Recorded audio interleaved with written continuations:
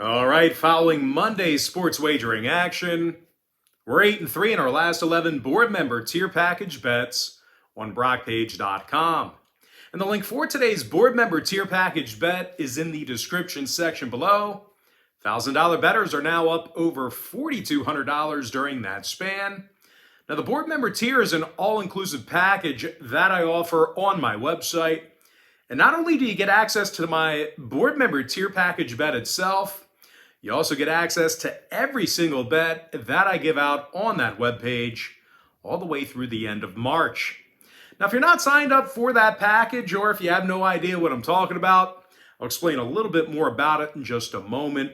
But before we go ahead and move on, just want to take a quick time out and welcome you to the video. My name is Brock Page, and I do sports picks for free right here on YouTube. I also sell my personal bets on BrockPage.com. And I have packages on that website starting at just $1.99. Now, the purpose of these YouTube videos is to provide you with free informational sports betting content. And it's also designed to generate interest in signing up for a membership on my website. Now, you may be wondering what the difference is between what I do here on YouTube and what I do on my website. Well, what I do here on YouTube is I'll handicap the entire slate of games in any given sport, side in total, or at least most of the games. And what I do on my website is, well, I actually share with you which one of these free YouTube picks on my channel that I'm actually betting on personally. And with that, guys, let's go ahead and dive into some free college basketball action. We're going to start off with Xavier taking on St. John's. That's going to be a 6:30 Eastern tip-off on Wednesday, March 2nd, 2022. St. John's is -2 with a total at 157. And even though this is a pretty short number, you got to consider the fact that St. John's has been very good covering the point spread here recently. These guys covered in 7 out of their last 10 ball games. They actually find themselves in the top 15 in the nation in scoring on average per game. Julian Champagnie, he averages 19 points per contest, along with 6 rebounds and a couple assists. Meanwhile, Aaron Wheeler is also shooting over 40% from three-land. He also averages double-digit points a game. Now, they're taking on a Xavier team who lost 6 out of their last 7. And they do a pretty bad job of playing defense on the road. These guys allow nearly 73 points a game when traveling this year. And they're actually having a tough time guarding the three ball at times in that same category. Now, no real surprise here on what I'm about to say. The Musketeers currently have a losing record as the official road team this year. When it comes to the total on this one, Xavier saw 5 out of their last 6 ball games get over the posted number. They're also allowing over 73 points a game in their last 10 head-to-head meetings with St. John's. Meanwhile, the Red Storms 12-6 of the over as the official home team.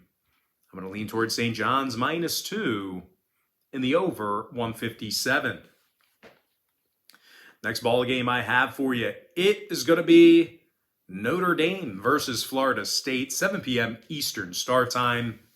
Notre Dame's -3, totals 139.5. Now, Notre Dame's gotten the W in 7 out of their last 8 ball games. And they covered the point spread in 75% of those contests. Now, the Irish have consistently done a good job shooting the basketball this season. They're in the top 25 in shooting the 3-ball. And they're also in the top 25 in offensive field goal percentage on the road. Dane Goodwin's knocking down 46% of his shots from beyond the arc. This guy's been really good shooting the 3-ball this season. Goodwin's also averaging over 14 points a game. Meanwhile, teammate Blake Wesley, he's averaging nearly 15 points a game himself, along with 3 rebounds and 2.5 assists. The Irish getting most of their offensive production from those 2 guys I just mentioned. Now, when it comes to defensive play in this one, the Irish do hold their opponents to just 66 points a game. So it's not just all offense for these guys. The Irish are very sound on the defensive end of the court. They're taking on a Florida State team who covered the point spread just once since January 22nd. As a matter of fact, the Noles are just 4-9 against the spread in their own arena this year. And they're also amongst the worst teams in the country in guarding the field goal at home. Now, total-wise, 8 out of Florida State's last 13 home games did get over the posted number. There were also 60% to the over in their last 10 meetings with Notre Dame. So if you're into historical trends, you certainly want to think about that one there. Meanwhile, the Irish on the other side of things, they find themselves 64% to the over as the official road team.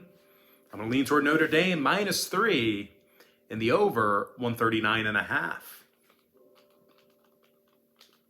Next contest, it is going to be Oklahoma State versus Iowa State, and that's going to be a 7 o'clock Eastern start time.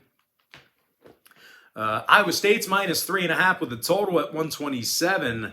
Now, I've got to imagine this number is going to continue to get larger by tip-off. This seems like a pretty advantageous number here. The Cyclones are on a 4-game winning streak, and they're also 14-4 at the Hilton Coliseum. Now, the thing that the Cyclones do best is defense.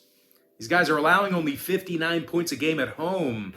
They're also holding their competition to just 28% shooting from beyond the arc there. Now, scoring-wise, when it comes to offensive production, Isaiah Brockington's averaging over 17.5 points a game, along with 7 rebounds and 42% shooting from three-land. Meanwhile, Tyrese Hunter, he's scoring nearly a dozen points a game himself, along with 3 rebounds and 4 assists. Now, they're taking on an Oklahoma State team who lost 7 out of their last 10. They covered the number in only 30% of those ball games. Now, the Cowboys have been pretty bad on the road this season. They're just 2-8 straight up as the official road team. And they successfully covered the number only twice in those road games I just mentioned. Now, their biggest problem is their inability to score when traveling. Oklahoma State averages only 64 points a game on the road this year. And they're shooting just 28% from downtown when traveling. Now, total-wise, 3 out of Oklahoma State's last 4 ball games fell under the posted number. They're also 60% to the under in their last 10 meetings with Iowa State. Meanwhile, the Cyclones have seen double-digit unders already in front of their home crowd. I'm going to lean toward Iowa State -3.5 and the under 127. And with that, guys, we're going to jump into our next and final matchup for Part 1. It is going to be Texas A&M versus Alabama. And that's going to be a 7 o'clock Eastern start time. The Alabama Crimson Tide's -10 with a total at 152.5. But despite being the double-digit favorite in this one, the Tide actually has had their issues covering the point spread here recently. They're just 3-7 against the spread in their last 10 ball games, and they've done a really bad job at covering the number at home. Matter of fact, the Tide's covered the point spread in only 5 out of 15 home games this year. And that's good for just 33% in that category. Now, the Tide's biggest issue is their looseness on defense, kind of lackadaisical with regard to defensive play. They're allowing 76 points a game, and they actually do a pretty lackluster job of rebounding defensively. Now, they're taking on a Texas A&M team who won 3 out of their last 4 themselves. They covered the number against the likes of Ole Miss, Georgia, and Florida during that stretch. Now, the Aggies also have they've been pretty sound defensively this season as well. They're allowing only 66 points per contest. They're limiting their competition to just 30% shooting from three-land when they travel. Now, scoring-wise, Quentin Jackson's averaging 14 points a game, along with 3 rebounds. Meanwhile, Hank Coleman, he's averaging double-digit points per contest himself, along with 6 rebounds. Now, when it comes to head-to-head meetings between these two teams, the Aggies are holding Alabama to just 66 points a game in their last 10 contests with each other. When it comes to the total in this one, 7 out of Texas A&M's last 9 road games got over the line. They're also 10-3 to the over in all of their contests away from home this season. Meanwhile, Alabama went 7-2 to the over in their last 9 outings themselves. I'm going to lean toward Texas A&M +10 in the over 152.5. With that, guys, that's going to do it for me. Don't forget to check me out on BrockPage.com. If you guys do end up deciding to get a membership here today on my website, just keep in mind, you're going to get billed the day you sign up and then the first of every month following that. So if you do end up signing up for a membership here today on my website, you're going to get access to those picks all the way through the end of March. I always tell folks in every single video, the earlier in the month you sign up, the better. And guys, if you want to get access to every single pick, every single bet that I give out on that website, you're going to want to think about signing up for my board member tier. Board members not only get access to the board member tier bet itself, you actually get access to every single package that I offer on that website all the way through the end of March. But most importantly, guys, got to thank you for joining me right here on YouTube. Really hope you enjoyed all this great free content, all this great free information. And with that said, guys, happy Monday or Tuesday to you, depending on when. Actually, no, it's Tuesday, right? Yeah. Happy Tuesday or Wednesday to you, depending on when you're watching this. Best of luck to you. And I look forward to seeing you later on today on my website at Pt.1.